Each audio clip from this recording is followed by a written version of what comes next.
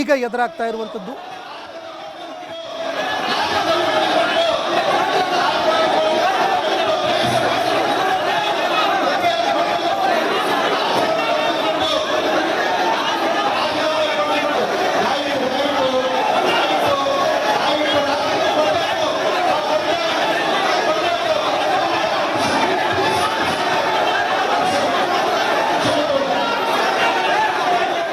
ಇನ್ನು ದೃಶ್ಯಾವಳಿಯಲ್ಲಿ ನೋಡ್ತಾ ಇದ್ದೀರಿ, ಯಾವಾಗ ಪ್ರವೀಣ್ ನೆಟ್ಟಾರು ಹತ್ಯೆಯಾಗಿತ್ತು ಬಿಜೆಪಿ ಕಾರ್ಯಕರ್ತರಲ್ಲಿ ತೀವ್ರ ಆಕ್ರೋಶ ವ್ಯಕ್ತವಾಗಿತ್ತು. ಈಗ ಓರ್ವ ಮುಸ್ಲಿಮರ ಸಾವು ಆಗಿರುವಂತಹ ವಿಚಾರಕ್ಕೆ ಸಂಬಂಧಪಟ್ಟಂತೆ ಈಗ ಕಾಂಗ್ರೆಸ್ನಲ್ಲೂ ಕೂಡ ಅನೇಕ ಕಾರ್ಯಕರ್ತರು ರಾಜೀನಾಮೆ ಕೊಡೋದಕ್ಕೆ ಅಂತ ಮುಂದಾಗ್ತಾ ಇದ್ದಾರೆ.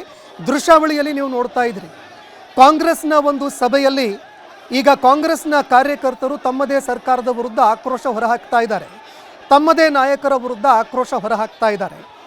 ಹೀಗಾಗಿ ಈವರೆಗೆ ಏನು ಕೋಮು ಸಂಘರ್ಷ ನಡೀತಾ ಇತ್ತು, ಈವರೆಗೆ ನಡೀತಾ ಇದ್ದಂತಹ ಬೆಳವಣಿಗೆಗಳೇನಿದೆ ಇದೆಲ್ಲದಕ್ಕೂ ಫುಲ್ ಸ್ಟಾಪ್ ಬೀಳುತ್ತಾ ಅನ್ನುವಂತಹ ಒಂದು ಪ್ರಶ್ನೆ ಎದುರಾಗ್ತಾ ಇದೆ. ಅಬ್ದುಲ್ ರಹೀಂ ಕೊಲೆಯಾದ ಬಳಿಕ ತೀವ್ರವಾಗಿ ಆಕ್ರೋಶ ಭುಗಿಲೆದ್ದಿದೆ. ಯಾವ ರೀತಿಯಾಗಿ ಕಾಂಗ್ರೆಸ್ನಲ್ಲಿ ಈ ಒಂದು ರಾಜೀನಾಮೆ ಪರ್ವ ಆರಂಭವಾಯಿತು, ಅದಾದ ಬಳಿಕ ಮುಸ್ಲಿಂ ಸಮುದಾಯದ ಒಂದು ಸಭೆಯಲ್ಲೂ ಕೂಡ ಗಲಾಟೆ ನಡೆದಿರುವಂಥದ್ದು ಬೆಳಕಿಗೆ ಬರ್ತಾ ಇದೆ. ದೃಶ್ಯಾವಳಿಯಲ್ಲಿ ನೀವು ನೋಡ್ತಾ ಇದ್ದೀರಿ, ಮುಸ್ಲಿಂ ಸಮುದಾಯದ ಅನೇಕ ನಾಯಕರು ಇದಕ್ಕೆ ಅಸಮಾಧಾನ ಹೊರಹಾಕ್ತಾ ಇದ್ದಾರೆ, ಆಕ್ರೋಶ ವ್ಯಕ್ತಪಡಿಸ್ತಾ ಇದ್ದಾರೆ. ಕಾಂಗ್ರೆಸ್ನಲ್ಲಿ ತಮ್ಮ ಸ್ಥಾನಮಾನಗಳಿಗೆ ರಾಜೀನಾಮೆ ಕೂಡ ಕೊಡ್ತಾ ಇದ್ದಾರೆ. ಪ್ರವೀಣ್ ನೆಟ್ಟಾರು ಹತ್ಯೆಯಾದಂತಹ ಸಂದರ್ಭದಲ್ಲೂ ಕೂಡ ಇದೇ ರೀತಿಯಾಗಿ ಒಂದು ವಾತಾವರಣ ಬೆಳಕಿಗೆ ಬಂದಿತ್ತು. ಆಗಲೂ ಕೂಡ ಅನೇಕರು ರಾಜೀನಾಮೆ ಕೊಟ್ಟಿದ್ದರು.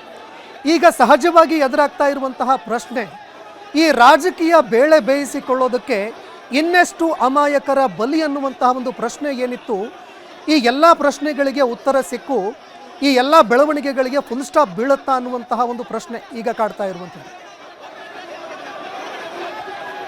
ಈ ಬಗ್ಗೆ ಮತ್ತಷ್ಟು ಮಾಹಿತಿ ಕೊಡ್ತಾರೆ ಪ್ರತಿನಿಧಿ ಆದಿತ್ಯ, ಫೋನ್ ಸಂಪರ್ಕದಲ್ಲಿ ಜಾಯ್ನ್ ಆಗಿದ್ದಾರೆ.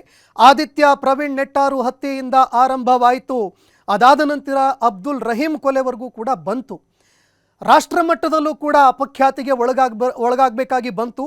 ಆದರೆ ಈಗ ಆಂಟಿ ಕಮ್ಯುನಲ್ ಫೋರ್ಸ್ ಅಂತ ರಾಜ್ಯ ಸರ್ಕಾರ ಏನೋ ರಚನೆ ಮಾಡೋದಕ್ಕೆ ಹೋಗ್ತಾ ಇದೆ. ಈ ಎಲ್ಲ ಬೆಳವಣಿಗೆಗಳಿಗೆ ಫುಲ್ ಸ್ಟಾಪ್ ಬಿದ್ದು ಈಗಲಾದರೂ ಈ ಹಣೆಪಟ್ಟಿ ಹೋಗುತ್ತಾ? ಈ ಬಗ್ಗೆ ಮತ್ತಷ್ಟು ಮಾಹಿತಿ ಕೊಡೋದಾದ್ರೆ. ಕೂಡ ಈಗಾಗಲೇ ಅಬ್ದುಲ್ಲಾಗಿ ಜಿಲ್ಲೆಯಲ್ಲಿ ಆಕ್ರೋಶ ಇದು ಯಾವ ರೀತಿಯ ಆಕ್ರೋಶವನ್ನು ಸರ್ಕಾರದ ವಿರುದ್ಧ ವ್ಯಕ್ತಪಡಿಸ್ತಾ ಇದ್ದಾರೆ.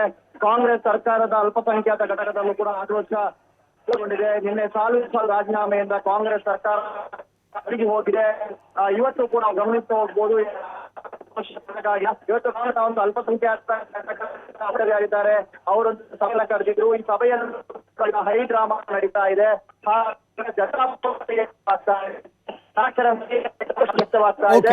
ಏನು ಓಕೆ, ಧನ್ಯವಾದಗಳು ಆದಿತ್ಯ ನಿಮ್ಮೆಲ್ಲ ಮಾಹಿತಿಗೆ.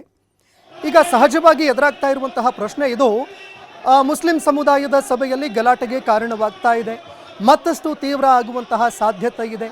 ಏನ್ರಿ ಮಾಡ್ತಾ ಇದೆ ರಾಜ್ಯ ಸರ್ಕಾರ ಅಂತ ಸಹಜವಾಗಿ ಎಲ್ಲರೂ ಪ್ರಶ್ನೆ ಮಾಡುವಂತಹ ಸಾಧ್ಯತೆ ಇದೆ. ರಾಜ್ಯ ಸರ್ಕಾರ ಈ ಆಂಟಿ ನಕ್ಸಲ್ ಫೋರ್ಸ್ ಏನಿದೆ ಅದನ್ನು ಆಂಟಿ ಕಮ್ಯುನಲ್ ಫೋರ್ಸ್ ಅಂತ ಹೆಸರೇನೋ ಬದಲಾವಣೆ ಮಾಡ್ತು. ಆದರೆ ಎಲ್ಲದಕ್ಕೂ ಫುಲ್ ಸ್ಟಾಪ್ ಇಡೋದಕ್ಕೆ ಯಶಸ್ವಿ ಆಗುತ್ತಾ ಅನ್ನುವಂತಹ ಪ್ರಶ್ನೆ ಈಗ ಎಲ್ಲರನ್ನ ಕಾಡ್ತಾ ಇರುವಂಥದ್ದು.